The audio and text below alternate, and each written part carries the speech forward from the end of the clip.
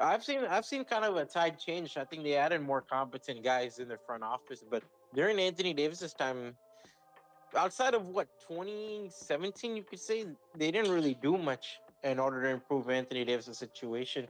I felt like with the Pelicans during Anthony Davis's time, one mistake they did is they never like once they found that generational guy, they kind of like quickly built the roster around him, and all of it failed. I mean, dude, it works for certain teams, but I feel like with the Pelicans, they were kind of like on the losing side of that, quick development. And that's like something I think the Spurs should also take notes, to be honest with you. It's all right, yeah, right now you got the Victor with Benyama, and Mm-hmm.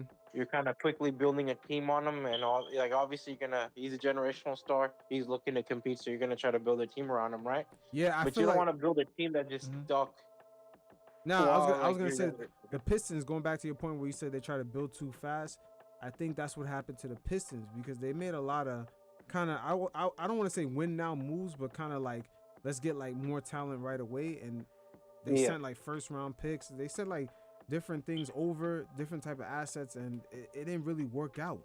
It didn't really work no. out with their young core. Bro, I think with like, dude, you could go both ways, right? You could go Pelicans for Anthony Davis, they kind of like failed, or you could go the route of like the Dallas Mavericks, who decided to build quick with Luca, get him obviously Kristaps Porzingis, and trade Porzingis away for veterans, then you trade the veterans away for Kyrie. You could do that route, but it's just like you're forced to be active on your feet, and then I'm gonna be honest, it puts you in the hot seat. Like it puts you in the hot seat as compared to, I don't know, like Alfred Şengün's situation in Houston, or Paulo Banchero's situation in Orlando, or even Shea Gilgeous Alexander, where you could just milk out the time because like all you have to do is like pay these guys crazy by year 4, year 3, and they'll be in the roster till year 8. Yeah, and then they'll make their money back or have a big name attraction. But let's see what Julius Randle had to say about playing in the Pelicans, man. Yeah, I think he kind of gave the insight like, hey, this organization ain't it. I remember I always wanted to play for the like. I only wanted to play for the Lakers when I got there. I was like, I wanted that Kobe, Mm-hmm. 20 years, play for one organization type thing. And I remember my agent looking at me. He was like, I was young and naive. And he looking at me, he like, bro, like I want that for you too, but that really That just don't happen much. That happened. And I'm like, man, you don't know me. I'm doing it like this is what I'm doing, whatever. So by the time I got to New Orleans, I think they had got the #1 pick. And I'm like, man, and then AD was like, I'm out of here. I was like, yeah, I'm out of here too. That's crazy. Like the time that Julius is talking about right there, they had Yeah, DeMarcus Cousins too on that team, and yeah. Rajon Rondo. I think it was a season later. It was a season later. Yes, we're talking 2018, 2019. So by then, DeMarcus signed with the Warriors. Bro, I don't think so, man. I think it was Nikola Mirotic they got when they lost DeMarcus Cousins. Oh yeah, you're Because right. You're right. You're 2019 was the right. infamous free agency, bro. You remember it was a Kyrie, Kevin Durant, Kawhi Leonard, Paul George got traded, Jimmy Butler left the team. Who else am I forgetting?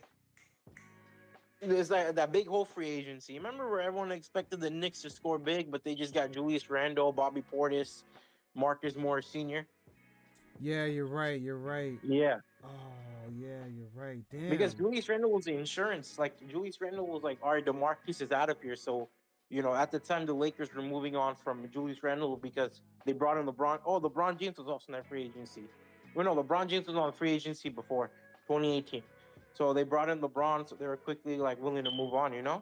Yeah, you're right. Cause he did that 1 year in New Orleans. You're right.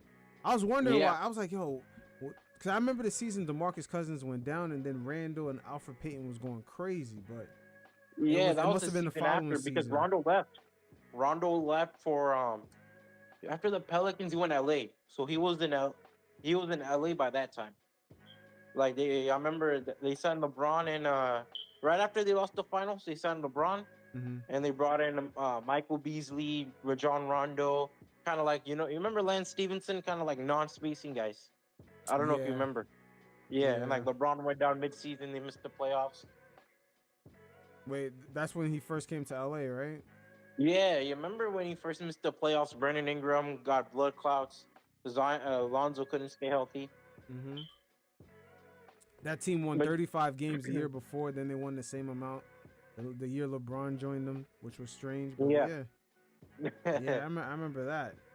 You're but right. You're like yeah, right. back to topic, man. I mean, dude. I mean, that season, if you remember, bro, it was already Anthony Davis already demanded a trade by mid-season of that year. So I think by then a lot of the guys like Julius Randle was kind of becoming his own. And I think Randall at the time only signed a 1-year deal with the Pelicans Yeah, that he all did. It season. was a 1-year deal. Like it wasn't a crazy contract. Which Nah, I wonder it why really wasn't. It really wasn't. and I always wondered why he always signed that 1-year contract. I think for him it was kinda for him and the Pelicans, I guess you could give credit to the Pelicans front office. They played it safe with that investment. Yeah, Because but if they signed him unfortunately, long term, they would have been fucked. yeah, but unfortunately, that was a conundrum that Magic Johnson created. Why would he let Julius Randle walk away for free? You know what I mean? It I mean, didn't he make let any sense. Zubac traded Zubac away for Candy.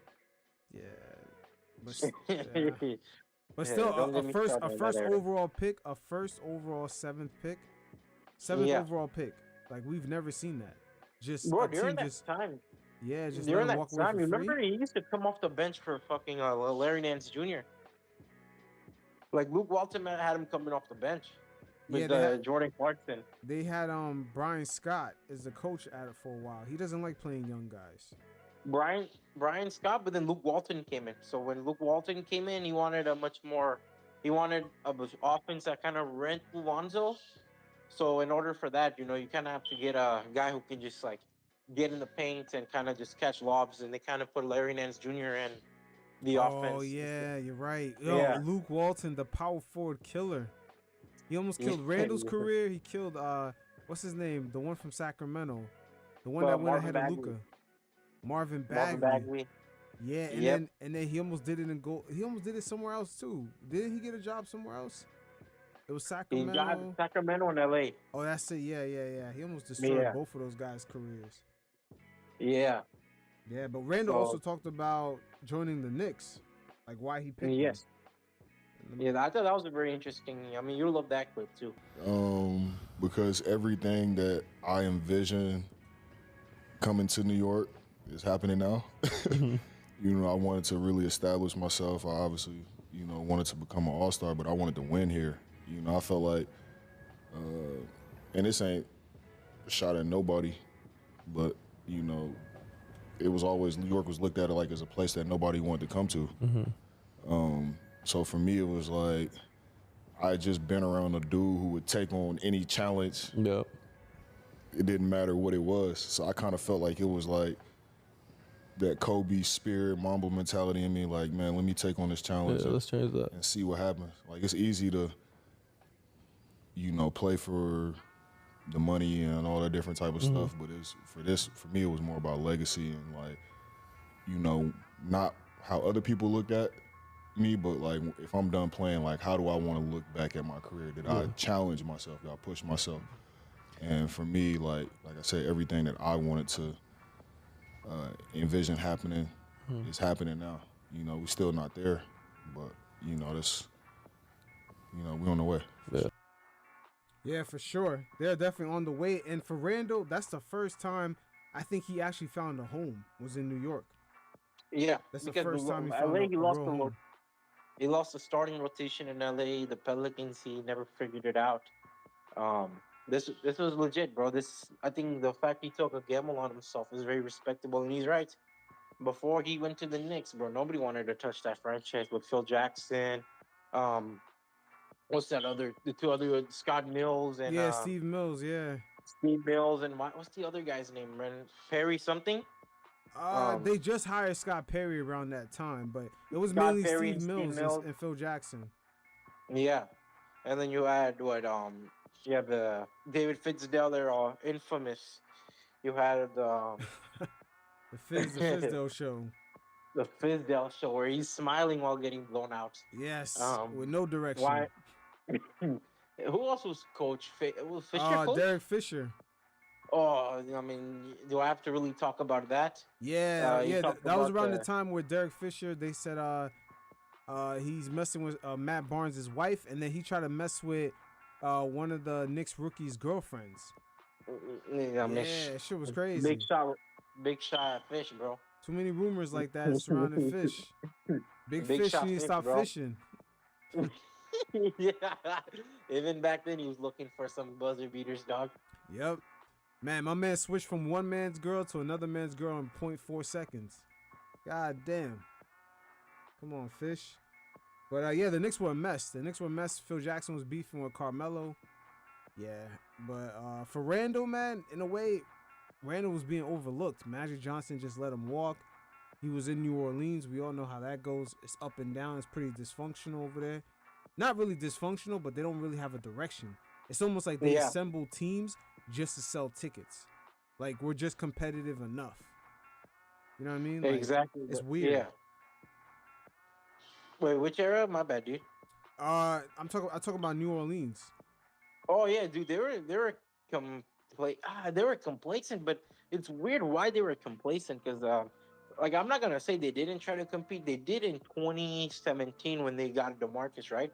Mm-hmm. But after that, it seemed like they were kind of content on just being mediocre. I thought the Julius Randle signing, I mean, dude, it should have panned out, but at the end, by then it was a little too late. The problem with them is they took it too seriously too late. That's my opinion on it. Like Boogie Cousins, obviously they're both from the Wildcats, right? Kentucky Wildcats. So that probably made Anthony Davis want to play for the Pelicans. Also, they brought in Rajon Rondo, who like obviously clearly like the following free agency, you could tell that Mm-hmm. um Anthony Davis loved playing with him. So they brought in guys that he loved playing with, and he was able to build and mesh with. But I think what happened at the end is once DeMarcus went down and he just didn't see like Alfred Payton was brought in. I don't think he saw like a bright future. Julius Randle was brought in. He kind of saw that his writing on the wall Yep. because Julius wasn't the player. Like, come on, let's be real. Like Julius, we knew he was a solid player, right? But like this is like after his rookie year, it was kind of like on and off. Yeah, he got hurt his very first game. Everyone knew that there was potential with Julius, with the Yeah, passing, he was a bull in the china shop, but we really never got to see it kind of be tamed. Like, him going to New yeah. Orleans, them being up and He never down. got to like glue it together. Even in LA, he never glued it together. It seemed like Yeah, even when he because of first that one arrived in New season. York, even when he first Yeah, arrived there, it was like the Knicks were all over the place. It was like him just chucking up a bunch of shots, trying to average yeah. his 20. It Like wasn't I really think tamed. once it was like the fifth or sixth season, he was finally like once he lived up to like that rookie, I guess that rookie contract or the real rookie contract, where he was able to get his game together and figure out like how to use his strength. Because now he, dude, you watch him, he drives into the paint, he creates so much offense for the other players, and he's such Correct. a capable passer. But what You really watch him, helped him was the pandemic. That's when he yeah, buckled down in his game, and that because remember the Knicks, their season ended I think in January. They didn't come back to the play-in. yeah, So that whole time, he actually reworked his game, had a great off season. yep, Matter of fact, I think that was the last off season he's had healthy. I think yeah. even this off season, he's gonna come back not having an off season to work out and improve on his game. That's the scary part about his career right now. But now Yeah, he's out. Like he's out for the whole season. That's like we could transition to that because I posted that article. But he's out for the whole season, so it's tough to see. But like, I respect Randall. I think what he's able to do, he's turned New York into a firehouse franchise. I don't know if he'll be there in the long term, but like he earned his credit, bro. With two All NBA teams, three All Star games. oh yeah, for What, sure. what, Yeah, he definitely one overachieved. more can you say, bro? Yeah, but I mean, dog. With the Knicks, they actually took a chance on evaluating his shoulder over time instead of just Yeah. saying fuck it, we're ending his whole season and just ruling him out. So Dude, they played it smart, man. Like yeah, at they played it worst, smart, but yeah, apparently he got injured at a practice a few weeks ago. I think yeah, over 5 weeks ago, and they already knew he was yeah. done after that. I'm happy, man. Like I would rather them just like I don't know. Your team is working out well right now. Josh Hart is hot.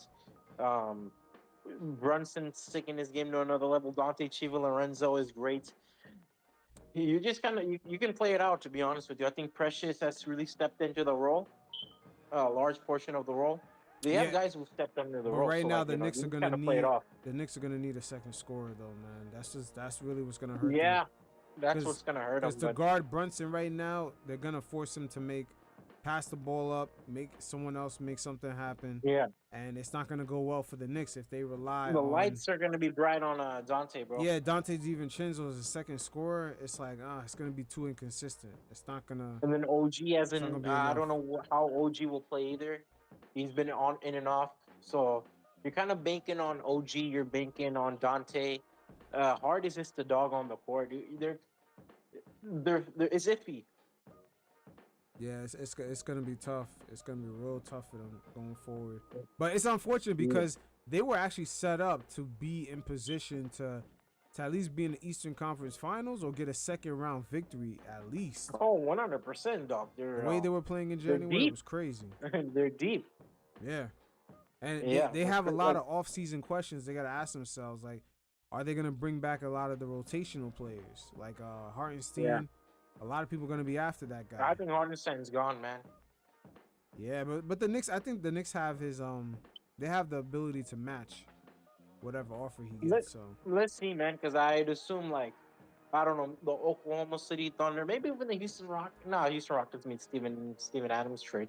But, like, Oklahoma will try to make a move for him. There's going to be teams that are going to be insistent on getting him. we'll see. I can't think of.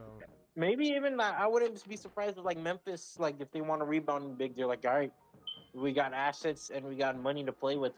Why not just bring in Isaiah Hartenstein to match him up with Jalen? Nah, there's definitely going to be a market for Jared. him because there's a lot of teams that want a big man to be able to play out of that short role position. So, Yeah, like kind of play that role. I mean, those are the teams I could name off the top of my head. Jaren Jackson Jr. Maybe they want to pair him up with the big who can just do the rebounding for him. Same with Oklahoma City Thunder, who kind of need a guy next to Chet. And you could also put him. The Pelicans. yeah, they also need that. Yeah. Even Pelicans need OKC needs someone like him.